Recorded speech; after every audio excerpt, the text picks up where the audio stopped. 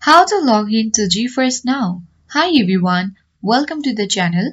This is Rose and without further ado, let's begin. First launch your web browser. Click search bar and type in GeForce Now and press enter. Click on the first website that appears in the results. And once you are on the GeForce Now website, you can easily go to the membership option at top left and then you will see a screen displaying various membership plans. You need to select the plan which is free and of lower cost.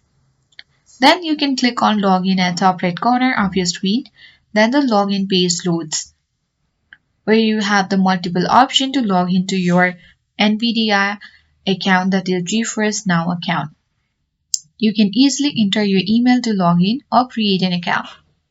You can even log in with Google, Discord, Apple ID or with Facebook. Choose any one of the option and you can proceed and enter your password.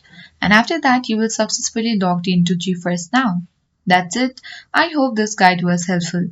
If it was, then do like, share, comment and don't forget to subscribe. Thank you for watching.